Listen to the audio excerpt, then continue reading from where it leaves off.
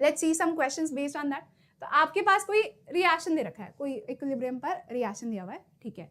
आपको बताना है if the pressure is applied over the system increases by 2-fold eight constant temperature. तो बताओ कौन सा स्टेटमेंट इसमें से ट्रू होगा, ठीक है। आपके पास क्या है, you have this particular reaction और आप इस पर क्या बढ़ा रहे हो,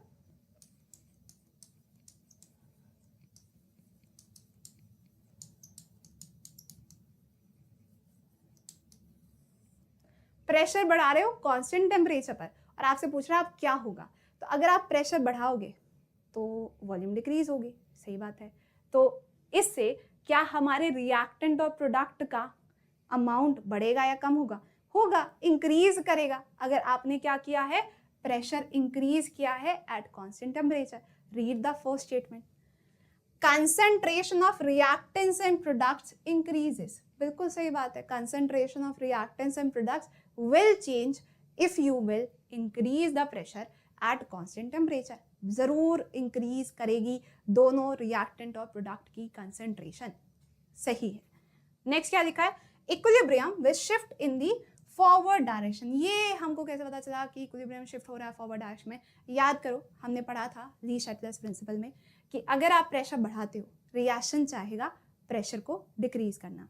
कैसे करेगा रिएक्शन प्रेशर को decrease? It will try to move in that direction जहां पर कम गैसियस मोल्स प्रेजेंट हो।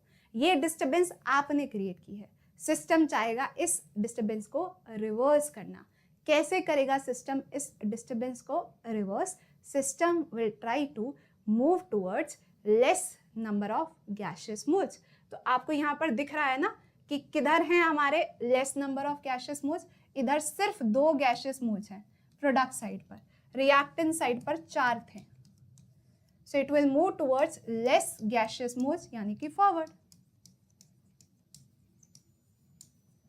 This is the disturbance you have created. Reaction tries to undo the change. It will move in forward direction. So this is also true.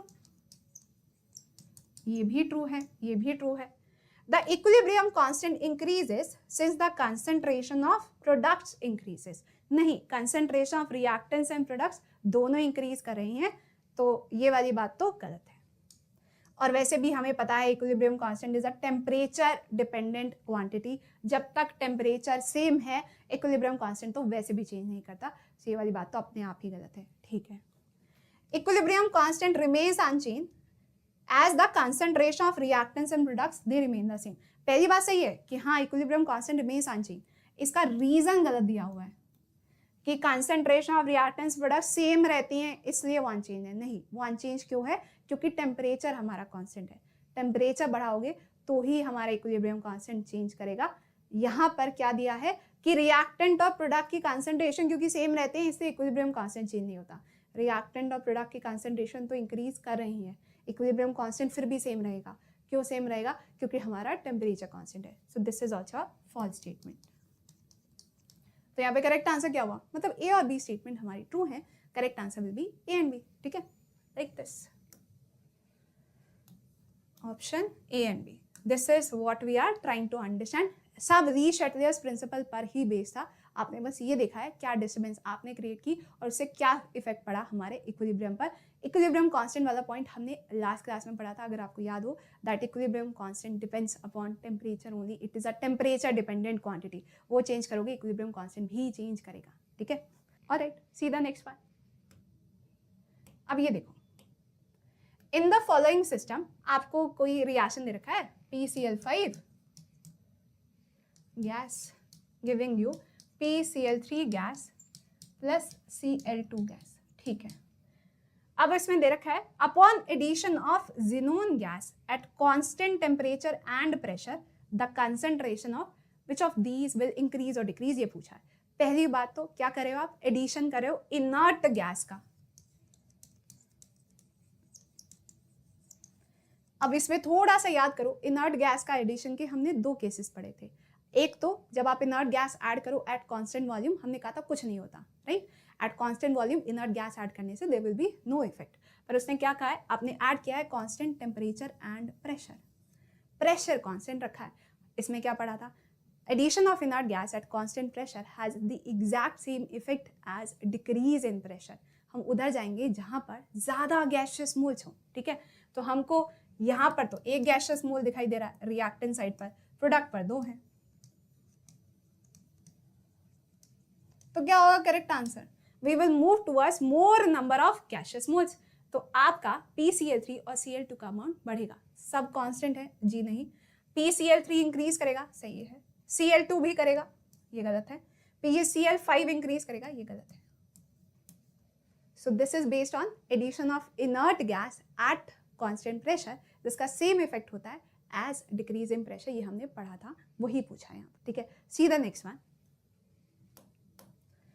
Statement 1 है कि a catalyst can not alter the reaction's equilibrium constant जैसे Kc, क्योंकि temperature remains constant. हाँ, catalyst नहीं alter कर सकता हमारे equilibrium constant, क्योंकि कैटलिस्ट तो इंक्रीज करता है rate of forward as well as backward reaction by the exact same amount, तो नहीं करता है ऑल्टर Kc को। पर रीजन क्या दे रखा है कि हाँ टेम्परेचर हमारा अनचेंज रहता है, नहीं, ये बात गलत है, पहला पार्ट सही है, ठीक है। दूसरा क्या लिखा है? A homogeneous catalyst can change the equilibrium composition of a system, temperature remaining constant.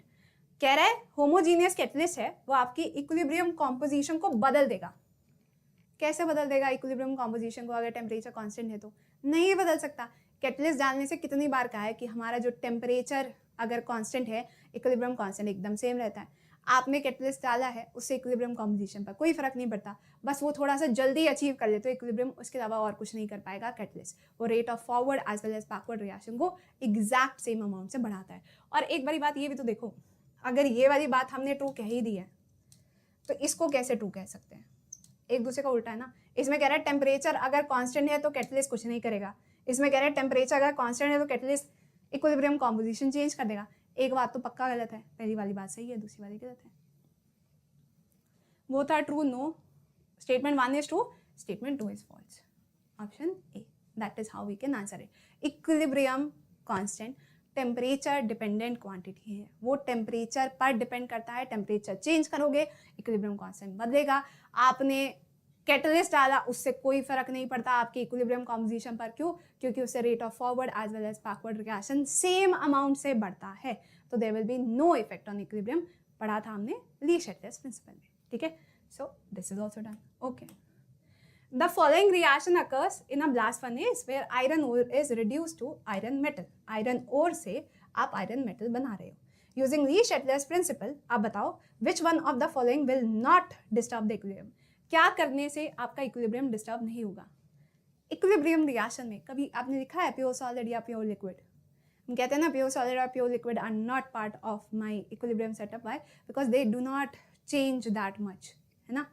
तो आपने अगर कोई pure solid pure liquid add किया, रिमूव किया, क्या फर्क पड़ता है उससे? वो हमारे इक्विलिब्रियम का हिस्सा ही नहीं है, तो वो आपके इक्विलिब्रियम कांस्टेंट में ही इंक्लूडेड नहीं है, तो उससे आपकी एडिशन और रिमूव करने से कोई फर्क नहीं पड़ेगा। उसने ये पूछा है कौन सा इसमें से आप चीज ऐड या रिमूव करोगे जिससे आपके इक्विलिब्रियम पर कोई फर्क नहीं पड़ेगा। तो कुछ प्योर सॉलिड या प्योर लिक्विड ऐड करो, रिमूव करो, कुछ नहीं फर्क पड़ता हमें। CO2 तो गैस है, इसको ऐड रिमूव करोगे होगा, इसको भी ऐड या रिमूव करोगे, इक्विलिब्रियम हमारा शिफ्ट होगा फॉरवर्ड या बैकवर्ड, इससे भी शिफ्ट होगा हमारा इक्विलिब्रियम। Fe2O3 तो सॉलिड है ना, आयरन ओर। आप इसको ऐड करो, आप इसको रिमूव करो, इससे आपके इक्विलिब्रियम पर कोई इफेक्ट नहीं पड़ेगा, okay. So correct answer is option C, addition of Fe2O3 will have no effect on our equilibrium, it will not do anything, exactly same रहेगा, ठीक है। इतना ही था क्वेश्चन, बस आपको ये देखना था उसका फिजिकल स्टेट क्या है, सॉलिड है, गैस है, लिक्विड है, like that, okay. Now last question and please solve it yourself, this is your homework question. वही सेम चीज़ है, कुछ नया नहीं कर रहे हैं, वही आपने ली शेटलेस प्रिंसिपल लगाना है। क्या है? आपको एक ये रिएक्शन दे रखा है और इसमें ध्यान करो, ये थोड़ा सा एंडोथर्मिक है।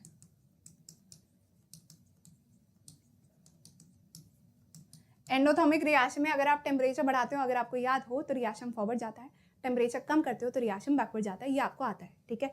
तो आपसे बोल रहा है कि टेम्परेचर कम कर दिया तो क्या होगा, और प्रेशर को इंक्रीज किया by adding nitrogen gas at constant temperature, यानी कि eight constant volume. I have given you the hint, I hope you can solve it. Constant volume पर इनर्ट गैस ऐड की है तो क्या होगा? एंडोथर्मिक रिएक्शन में टेम्परेचर डिक्रीज किया है तो क्या होगा? रिएक्शन कहाँ जाता है? बैकवर्ड। इनर्ट गैस डालने से कुछ नहीं होता है हमारे, अगर कांस्टेंट वॉल्यूम पर ऐड की है। आप आई होप अब ये क्वेश्चन आंसर कर सकते हो, कुछ नहीं बचा। I have already told you the answer, but please try to solve it yourself also कि क्यों हमने ऐसा किया, ठीक है।